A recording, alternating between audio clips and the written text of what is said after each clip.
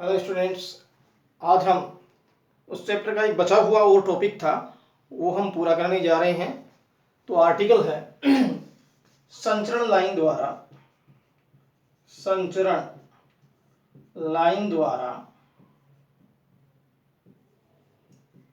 शक्ति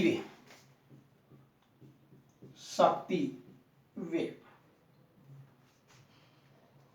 क्या है इस आर्टिकल में कि जब किसी इलेक्ट्रिक जनरेट स्टेशन से जो है विद्युत ऊर्जा उत्पादित कर और उसको एक स्थान से दूसरे स्थान तक हम भेजते हैं, तो हमें एक ट्रांसमिशन लाइन या एक संचरण केबल की आवश्यकता होती है। एक संचरण केबल हमें एक स्टेशन से दूसरे स्टेशन तक बिछानी पड़ती है, लेकिन इस स्टेशन के इस जो लाइन है, संचरण लाइन या जो तार बिछाए जाते हैं, उनका प्रतिरोध होता है।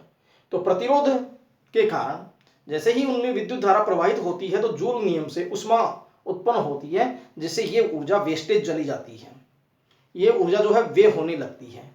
तो फिर हम चाहेंगे कि हम विद्युत ऊर्जा को एक स्थान से दूसरे स्थान तक संचरित करें तो ऊर्जा ह्रास कम से कम हो या शक्ति वे कम से कम हो। तो ये हम शक्ति वे कैसे कम कर सकते हैं, इसके लिए हम ये आर्टिकल पढ़ने जा रहे हैं। तो हम यहां लिख सकते हैं, माना किसी विद्युत ऊर्जा जनित स्थान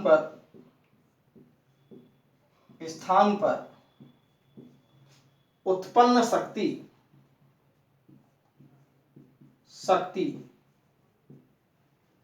P है, तब एक फार्मूला बताया था मैंने, उत्पन्न शक्ति power is very important, P equal V I. तब you can write P equal V I. ठीक है, तो V जो है यहां पर वोल्टा है और I जो है वो धारा है। V वोल्टा या विभवांतर वोल्टा एंड I धारा, विद्युत धारा।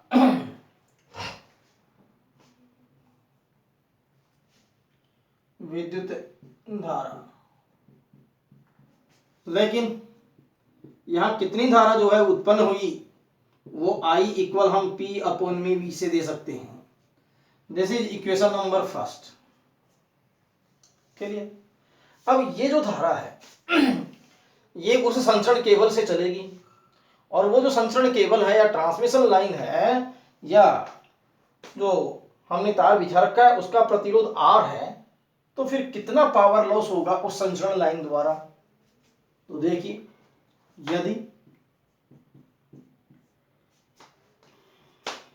यदि संचरण लाइन जिससे कि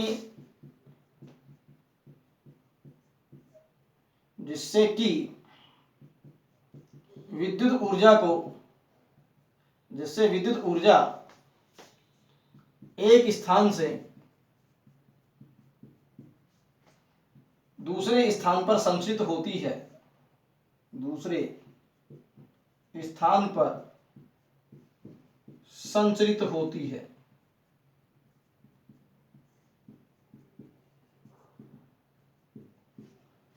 यदि संचरण लाइन का प्रतिरोध RC हो, रेजिस्टेंस ऑफ केबल, तब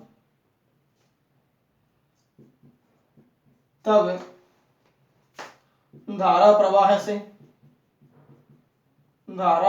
से शक्ति वे power loss by cable PC। धारा कितनी जा रही है I, प्रतिरोध कितना है R, और कल मैंने शक्ति के भी फार्मूले आपको बताए थे, PC equal I square RC। I current है, दिस इज इक्वेशन सेकेंड। अर्थात I धारा जब इसमें से चलेगी तब इतना पावर लॉस होगा। ठीक है, अब यहां हम ये देखें कि जो है आई का मान उठा करके इसमें रख दें, तो आई का मान उठा के रख दें तो 1 व 2 से क्या रिजल्ट आता है, 1 व 2 से power loss by cable PC equal I का मान पी अपॉन वी, तो पी अपॉन वी का होल स्क्वायर इंटू में आर सी, और P C equal P square upon V square into में R C. This is equation 3। तो ये power loss by cable आ गया, बट लेकिन प्रतिरोध आरसी बराबर, प्रतिरोध आरसी बराबर रो एल अपॉन में ए, ये बात नंबर 4।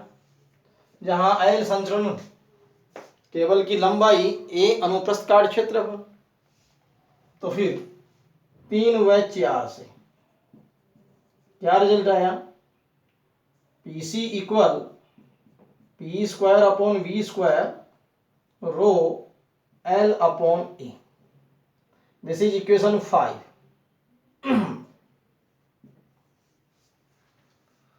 ठीक है, लेकिन हाँ यहां से हम इसको आपने नोट कर लिया होगा, तो नोट कर लीजिएगा। तो पावर लॉस बाई केबल या शक्ति वे कितना होगा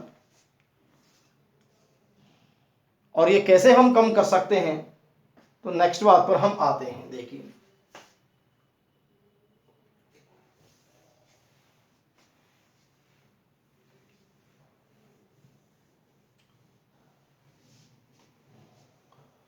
तो पीसी इक्वल जो है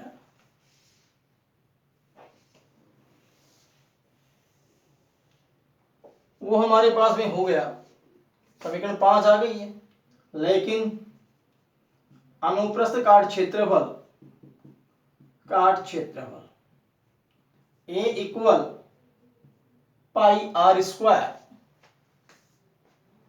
पाई R square. This is equation 6। तो 5 व 6 से क्या रिजल्ट बना, PC equal P square upon V square into में रो एल अपॉन में पाई आर स्क्वायर। यहां आर क्या चीज है, यहां लाइन की त्रिज्या, संचरण लाइन की त्रिज्या, त्रिज्या ये हमारे में पास में जो है फार्मूला बन गया। यहां भी क्या क्या चीजें आई थी उनको हम नोट कर लें। रो प्रतिरोधकता, प्रतिरोधकता, एल संचरण केबल की लंबाई, और ए अनुप्रस्थ काट क्षेत्रफल, अनुप्रस्थ काट क्षेत्रफल। तो ये आप इनको नोट कर लेंगे कि जो है रो एल और ए ये क्या चीजें हैं। ठीक है, तो फिर यहां से हम इनको, ये इक्वेशन नंबर 5 है, ये इक्वेशन नंबर 5, और यहां भी हम इसको प्रतिरोधकता है, एल लंबाई है, ए अनुप्रस्थ काट का क्षेत्रफल है, तो ये आप यहां नोट कर लीजिएगा। लेकिन इक्वेशन 7 जो है वो हमें सजेस्ट करती है, सजेस्ट ये करती है कि पावर लॉस जो है बाई केबल या शक्ति वे कम होगा जो ऊपर अंश में बैठी हुई राशियां हैं वो कम हो, एक बात, और हर में बैठी हुई राशियां जो है वो अधिक हो, तभी ये पीसी की वैल्यू कम आएगी, शक्ति वे कम होगा। लेकिन हम पावर के साथ में जितना पावर हम भेजना चाहते हैं तो उसके साथ तो हम समझौता ही नहीं कर सकते कि पावर कम भेजें। किसी स्टेशन को यदि पावर की रिक्वायरमेंट है तो उतनी तो हमें भेजनी ही पड़ेगी, तो पी जो है उसके साथ तो हम कोई एग्रीमेंट नहीं कर सकते। रो रो देखते हैं कि रो जो है कम से कम होनी चाहिए, तो ऐसी संचरण लाइन बिछाएं कि ऐसा वायर लें जिसकी प्रतिरोधकता कम से कम हो। प्रतिरोधकता सबसे कम चांदी की होती है, लेकिन चांदी की लाइन बिछाना बहुत कॉस्टली होगा, तो फिर यहां हम चांदी की लाइन तो नहीं बिछा सकते। तो दूसरे नंबर की धातु कौन सी आती है हमारे पास में प्रतिरोधकता के हिसाब से, जिसकी कम है, वो है तांबा। लेकिन तांबा भी कॉस्ट के हिसाब से ज्यादा पड़ता है। लेकिन तीसरी जो बात आती है हमारे पास में, वो एल्यूमिनियम है। तो जितनी भी लाइनें बिछी हुई हम पोल के ऊपर या खंभों पर देखते हैं, उनमें एल्यूमिनियम के तार को प्रयुक्त किया जाता है, जिससे कि प्रतिरोधकता के हिसाब से ये तीसरे नंबर की धातु है कम में तो फिर हम रो कम करके, मतलब एल्यूमिनियम की संचरण लाइन लेकर लंबाई, तो अब एक स्टेशन से दूसरे स्टेशन तक हम जो है ट्रांसमिशन लाइन बिछाएंगे विद्युत ऊर्जा को संचरित करने के लिए। तो इस बात का ध्यान में रखा जाता है कि हम लाइन को सीधा ही डालें।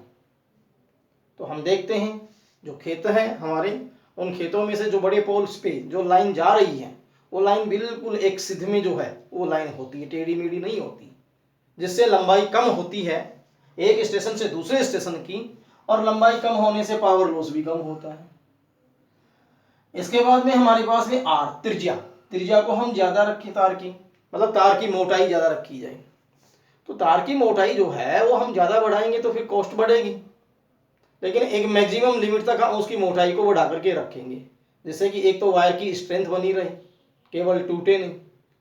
तो हम एक लिमिट में जो है उसकी मोटाई को एडजस्ट करते हैं।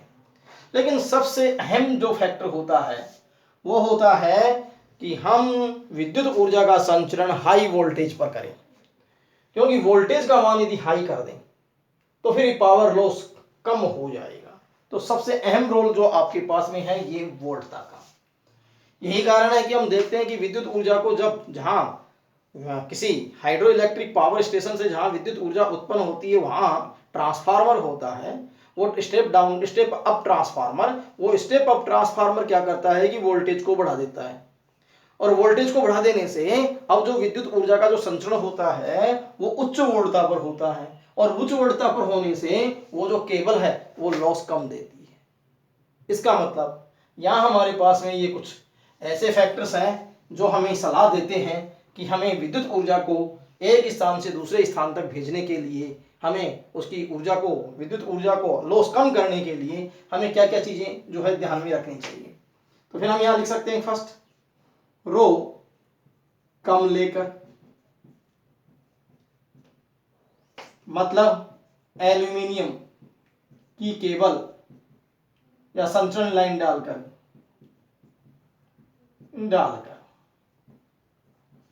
नंबर 2, दूसरा फैक्टर है एल कम करके, लंबाई कम करके, संचरण लाइन सीधी डालकर, संचरण लाइन सीधी डालकर। नंबर 3, त्रिज्या आर अधिक करके,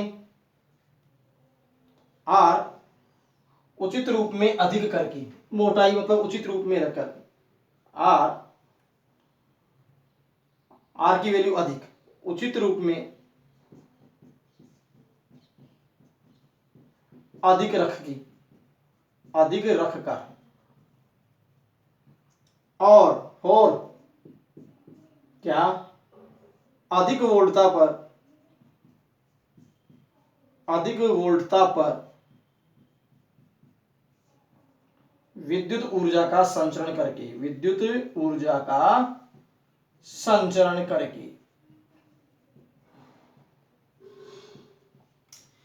तो ये हमारे पास में जो है ये फैक्टर सबसे जो है वो इंपॉर्टेंट है कि उच्च वोल्टता पर विद्युत ऊर्जा को संचरित क्यों किया जाता है। उत्तर निकलेगा कि जिससे शक्ति व्यय या शक्ति ह्रास कम से कम हो। तो ये हमारे पास में कुछ फैक्टर्स हो गए जो हमें विद्युत ऊर्जा को संचरित करवाने में बिना कुछ ऊर्जा हानि कम करके हम इसको विद्युत ऊर्जा को संचरित कर सकते हैं। तो आप नोट कर लीजिए आर्टिकल। अब हम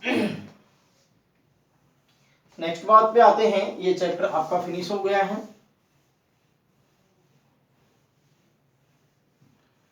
तो इसके जो मल्टीपल चॉइस क्वेश्चन हैं या बहुचयनात्मक प्रश्न हैं जो टिपिकल टाइप हैं, वो उन प्रश्नों को मैं यहाँ सॉल्व कर रहा हूँ।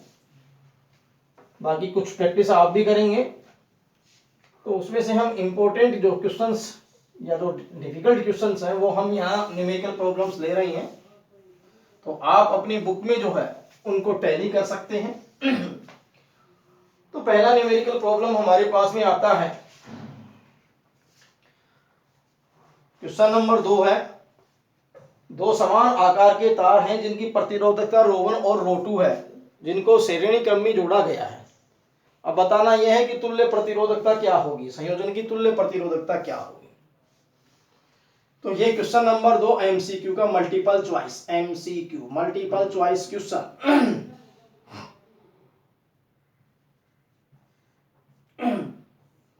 ठीक है, पेज नंबर आपके पास में 115 है।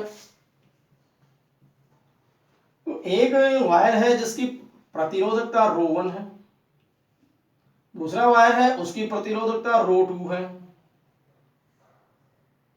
और पूछी गई है कि इनकी तुल्य प्रतिरोधकता क्या है। तो अगले वाली जो हम तुल्य प्रतिरोधकता वाला वायर लेते हैं वो आपके पास में है ये ρs। लेकिन यहां ध्यान देने की बात ये है कि ये दोनों समान आकार के हैं।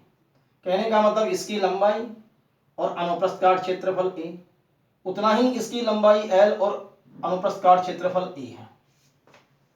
ठीक है, इनको हम श्रेणी क्रम में जोड़ते हैं। तो फिर तुल्य प्रतिरोधकता ρs क्या होती है, तो फिर हम ये कहें कि उतनी ही लंबाई और उतने ही का अनुप्रस्थ काट क्षेत्रफल वाला हम कोई वायर ऐसा लें जो इन दोनों की प्रतिरोधकता का मुकाबला करे, तो वो हमारे पास में जो है वो ρs प्रतिरोधकता होगी। तो फिर हम यहां लिखें कि पहले वाले का प्रतिरोध क्या हुआ, तो R1 बराबर ρ1L अपॉन A। तो फिर R2 कितना हुआ, R2 equal ρ2L upon A। Clear. लेकिन जब इनको हम श्रेणी क्रम में जोड़ देंगे तो श्रेणी क्रम में संयोजित करने पर, श्रेणी क्रम में संयोजन पर तुल्य प्रतिरोध क्या लिखा जाए, RS, और वो हमारे पास में होगा R1 प्लस R2, और R1 और R2 की वैल्यू ये रही, तब RS बराबर होगा ρ1L अपॉन में A प्लस ρ2L अपॉन में A। क्लियर। लेकिन यहां ये तुल्य ही तो है, तो ये तुल्य, इसके लिए हम लिखेंगे तो RS क्या लिखेंगे, तो तुल्य प्रतिरोध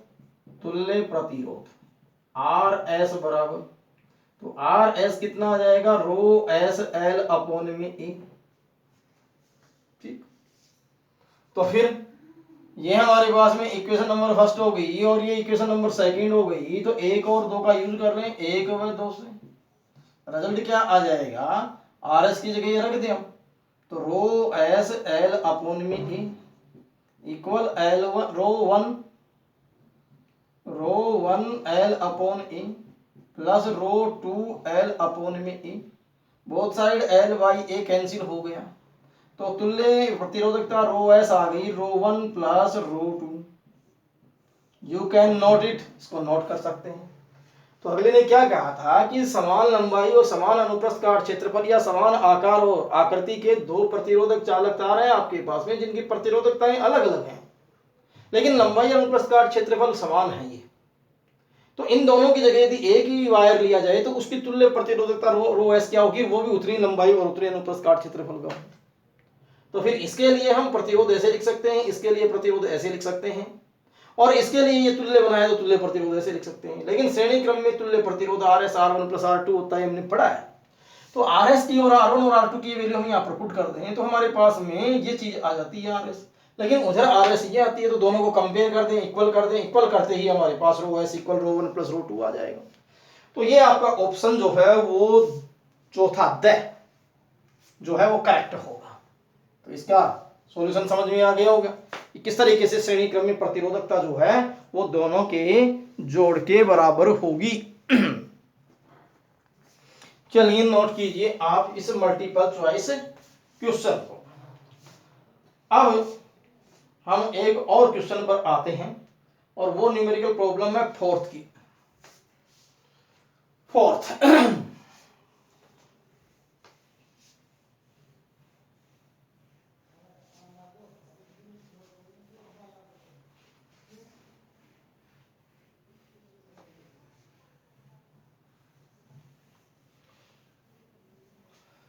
तो फोर्थ वाला जो प्रॉब्लम है वो क्या कहती है देखिएगा। यहां पर इस न्यूमेरिकल प्रॉब्लम में आपको गिवन है कि एक सेल है जिसका ईएमएफ 2.1 वोल्ट है, ठीक। तो फिर दिया है ईएमएफ ऑफ सेल ई कितना 1.2 volt 2.1 volt sorry 2.1 volt. Clear. Next, जब इसको हम 10 ओम से जोड़ते हैं तब 0.2 एम्पियर धारा बहती है। तो धारा जो प्रवाहित होती है सेल से वो 0.2 एम्पियर प्रवाहित होती है। कब? जब उसे हम आर 10 ओम से उसको कनेक्ट करते हैं, ठीक है। पूछा गया है कि सेल का आंतरिक प्रतिरोध स्मॉल आर क्या होगा, ठीक है। अब यहां से हम देखें कि जब सेल से धारा ली जाती है तो उसके सेल के सिरों पर जो टर्मिनल वोल्टता है वो क्या होगी। लेकिन एक संबंध था, सेल के निरावेशन के समय टर्मिनल वोल्टता और विद्युत वाहक बल में एक संबंध था। तो सॉल्यूशन क्या, V equal E minus I R, ये संबंध था। टर्मिनल वोल्टता, विद्युत वाहक बल, प्रवाहित धारा और ये आर। लेकिन हमें क्या निकालना है, आंतरिक प्रतिरोध। तो हम लिख सकते हैं I R equal E minus V. हमें निकालना है आर, तो E minus V equal upon में आई। लेकिन यहां हम एक बात देखें कि हमारे पास में विद्युत वाहक बल तो है, ये रहा, और आई भी है 0.2 एम्पीयर, ये रही। लेकिन वोल्टेज भी नहीं है, टर्मिनल वोल्टता नहीं है। तो ये कैसे किया जाए? तो इसे फाइंड आउट करने के लिए एक बार हम इसे नंबर 1 डाल दें। लेकिन यहां हम लिख सकते हैं, लेकिन हमारे पास में क्या नहीं है, V नहीं है। तो V इक्वल आई आर, ये बात नंबर 2। क्यों? ओम के नियम से टर्मिनल वोल्टता V जो होगी वो हमारे पास में आई आर होगी। तो फिर ये V की वैल्यू हम यहां पर पुट करें तो कितना आ जाएगा, इस 1 व 2 से, 1 व 2 से small r equal E minus V, E minus V upon में E माइनस वी की जगह आई आर अपॉन में कितना, आई पुट कर दें स्मॉल r बराबर, व्हाट इज E की वैल्यू 2.1 माइनस आई की वैल्यू 0.2, किससे मल्टीप्लाई कर दें, 10 से, डिवाइड किससे कर दें, आई 0.2 से, कैलकुलेशन करते हैं 2.1, और ये हमारे पास में कितना हो गया, माइनस का 2 और अपॉन में 0.2। तो फिर r बराबर, ये कम कर देंगे तो 0.1 अपॉन में 0.2 और इंटू में 10, सॉरी 10 को मल्टीप्लाई कर चुके हैं। तो आपके पास में क्या रह गया, 1/2, डेसिमल कैंसिल। तो फिर r की वैल्यू आ गई 0.5 ओम। तो इस तरीके से हमने जो है वो आंतरिक प्रतिरोध ज्ञात कर दिया, कितना 0. जो है वो 5 ओम आएगा। तो ये आपके पास में फोर्थ वाला जो है उसका ब ऑप्शन होगा। तो एक बार फिर से हम देख सकते हैं, ये हमारे पास एक संबंध था, हमें आंतरिक प्रतिरोध निकालना था, तो आई आर बराबर ई माइनस वी, लेकिन आर बराबर ई माइनस वी अपॉन में आई। अब आपको वी तो नहीं दिया गया है, लेकिन हम जानते हैं कि ओम्स लॉ से वी इक्वल आई आर, क्योंकि 10 ओम लगाया है, धारा इतनी बहती है तो उसके ऊपर विभवांतर इतना आएगा। तो फिर ऐसी स्थिति के अंदर हम जो है इस v का मान यहाँ उठा के रख दें तो ये कैलकुलेशन कर लेते हैं, तो ये आपके पास में आंतरिक प्रतिरोध के बराबर आ जाता है। तो इस तरीके से ये फोर्थ वाला MCQ आपके पास में हो गया। अब एक और न्यूमेरिकल प्रॉब्लम पर आते हैं, जो न्यूमेरिकल प्रॉब्लम है सिक्स्थ की। देखिए सिक्स्थ वाला MCQ क्या कहता है।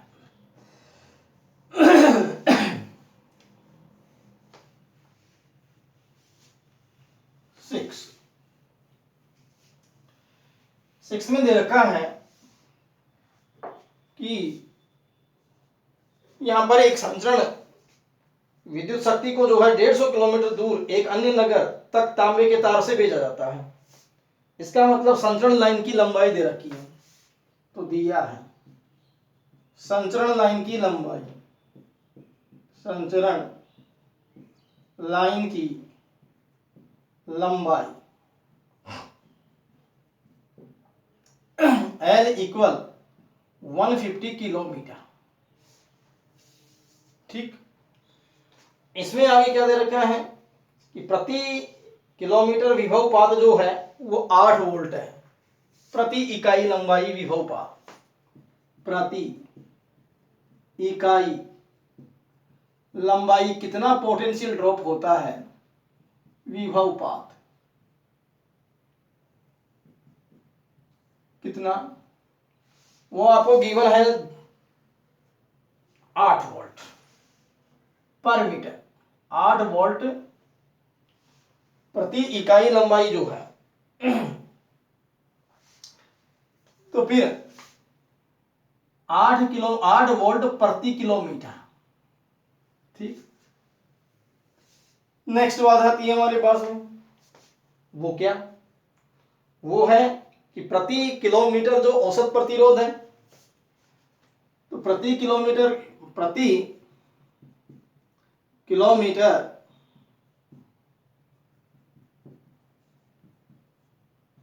औसत प्रतिरोध ये मान है कितना दे रखा है 0.5 ओम पर km, और प्रति किलोमीटर ये लंबाई विभवपात है, प्रति किलोमीटर ही, प्रति किलोमीटर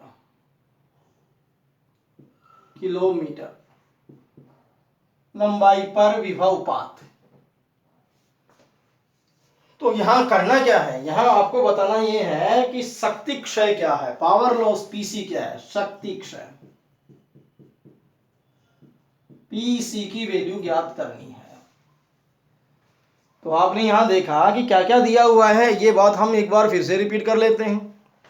ये देखिए कि लंबाई जो है केबल की 150 किलोमीटर है, 1 किलोमीटर के ऊपर कितना पोटेंशियल चेंज होता है, ड्रॉप हो जाता है 8 वोल्ट पर किलोमीटर। ये जो केबल है इसका प्रतिरोध कितना हो जाता है, प्रतिरोध कितना है 1 किलोमीटर का, वो 0.5 ओम। तो पहले तो हम ये देख लें कि हमारे पास में जो है वो विभवांतर कितना है, तो लाइन का विभवांतर क्या लिखा जाए, वो विभवांतर आपके पास में V बराबर 8 वोल्ट पर किलोमीटर है, तो इस पे कितना हो जाएगा, तो फिर ये हो जाएगा आपके पास में 150 को हम कितने से मल्टीप्लाई कर दें, 8 वोल्ट से, 8 वोल्ट से मल्टीप्लाई करेंगे तो फिर कितना आ जाएगा 1200 वोल्ट। तो पोटेंशियल ड्रॉप कितना हुआ 1200 वोल्ट। तो विभवांतर आ गया ये हमारे पास में, या विभव पता विभवपात V की वैल्यू, और प्रतिरोध प्रतिरोध हो गया कितना, आर, आरसी भी कह सकते हैं केबल का प्रतिरोध। तो 1 किलोमीटर का प्रतिरोध 0.5 है, तो 150 किलोमीटर कितना हुआ, तो 150 को कितने से मल्टीप्लाई कर दिया, 0.5 से, तो ये हमारे पास में आ गया 75 ओम। क्योंकि 10 जो है वो कैंसिल हो गया यहाँ, 75 ओम। लेकिन पावर लॉस पीसी इक्वल, एक फार्मूला था वी स्क्वायर अपॉन में आर, तो यहां हम सी लगा देंगे। वी की वैल्यू कितनी है 1200 गुणा में 1200 बटे में आरसी की वैल्यू कितनी है 75। ठीक है, अब यहां आपके पास में 25 75 और यहां से कितना हो जाएगा ये इसको हम काट दें, 1200 को हम लिख सकते हैं 12 गुणा में 100, तो 25 75 और 25 चौक 100 और 3 चौक 12। ठीक है, तो ये 4 चौक 16 बन जाएंगे आपके पास में। तो फिर इसको गुणा करेंगे हम, ये 1200 को मैंने 12 गुणा 100 लिखा है, 4 चौक 16 को हमने 12 से गुणा किया, तो 12 छीके 72 और 12 एकम 12 और 12 सात 19, क्योंकि 16 को हम 12 से गुणा कर रहे हैं तो ये 119 और डबल जीरो, और ये हमारे पास में आ गया वाट, क्योंकि पावर। लेकिन यदि मैं 1000 से डिवाइड कर दूं इसको, तो मैं ऐसे लिख सकता हूं पीसी इक्वल 19200 अपॉन में 1000, ये किसमें कन्वर्ट होगा किलोवाट में, क्योंकि 1000 से डिवाइड होती है, तो 2 पॉइंट तो कैंसिल हो जाएंगे, तो पीसी की वैल्यू आपके पास में 19.2 किलोवाट आ जाएगी। ये पावर लॉस बाय केबल हो गया, तो ये ऑप्शन होगा आपका जो है वो सेकंड वाला, बे वाला। ठीक है, तो ये आपके पास में जो है इस तरीके से ये न्यूमेरिकल प्रॉब्लम हो जाती है। बाकी आप प्रैक्टिस कीजिए। Thank you.